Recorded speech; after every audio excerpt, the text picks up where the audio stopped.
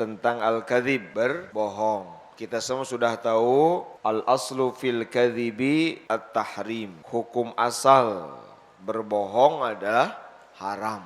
Kita harus paham itu prinsipnya. Kan kalau bohong itu bicara hati, bicara ucapan. Ucapan kan? Makanya disebut bohong tidak itu kan bukan urusan hati, urusan ngomong gitu ya. Urusan ngomong. Bapak contohin lagi ya. Di hati Bapak tahu ini kopi. Di hati Bapak teh. Tapi kalau Bapak ngomong ini enteh itu bohong. Walaupun cek hati Bapak mah kopi gitu. Karena bohong itu ukurannya apa? Kalam, ucapan, kata-kata. Fungsinya ucapan, kalam adalah wasilah. Alat, sarana untuk mencapai sesuatu itu kan. Contoh, kalian tujuannya ingin memahami satu masalah dari guru. Kalian nggak paham, gimana caranya? Ngomong kan? Nanya itu kan ngomong, bicara berupa pertanyaan gitu ya. Nah jadi al-kalam berbicara adalah alat untuk mencapai tujuan. Kalau ada satu tujuan bisa dicapai tanpa bohong, maka berbohong itu haram. Ulangi lagi. Kalau ada satu tujuan, saya ingin ini, bermaksud itu. Nah tujuan itu bisa dicapai tanpa berbohong. Ini malah berbohong. Maka berbohong haram. Walaupun kalian berdalih kan tujuannya baik, enggak.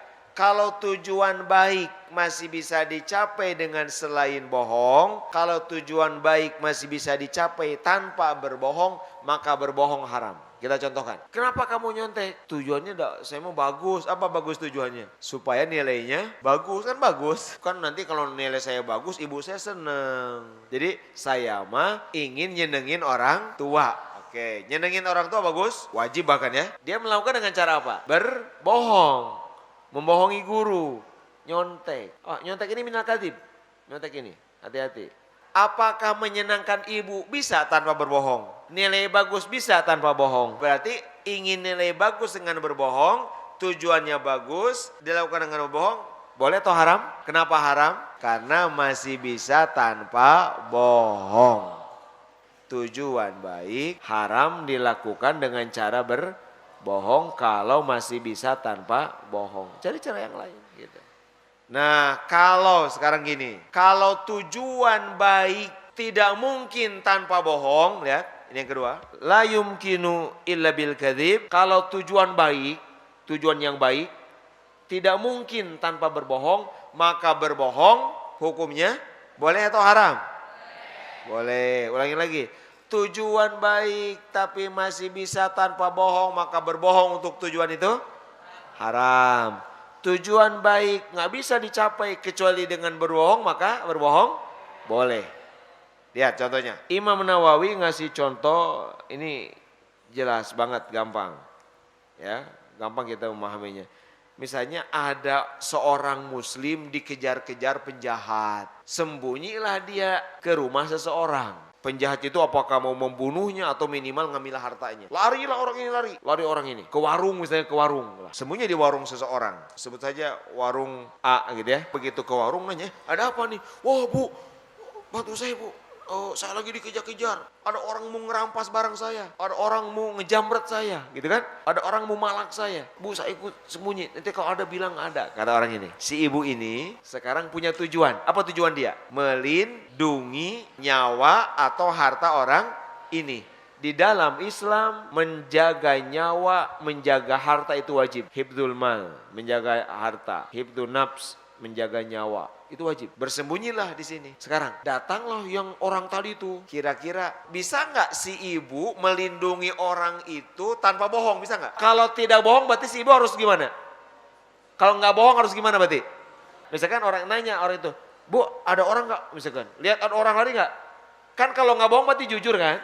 Berarti dia sebutin, oh ada ini gitu. Apa yang terjadi kalau begitu? Diambil lah kan. Wah si ibu, tidak ada cara bagi si ibu ini untuk melindungi si muslim ini. Kecuali dia harus berbohong. Begitu ada orang itu lewat tanya, bu lihat orang gak? Berbohong aja. Nggak ada gitu. Boleh berbohong ya? Kenapa boleh? Karena ada tujuan baik yang tidak mungkin dicapai tanpa berbohong.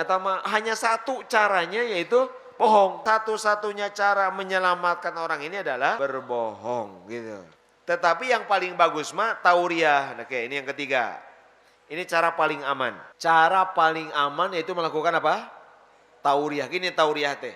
Tauriah teh satu kata punya dua arti. Arti dekat dan arti jauh. Itu namanya tauriah. Gini misalnya lihat. Contoh tauriah yang paling terkenal kisah Nabi Ibrahim. Yang menyebut sakit perut sambil pegang perutnya. Mau kemana gitu.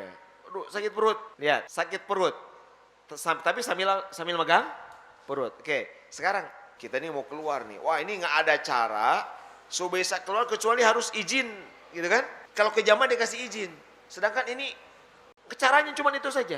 Caranya bisa keluar dari tempat itu, ini tempat keburukan adalah ke toilet. Maka bilang kenapa? Ada sakit perut.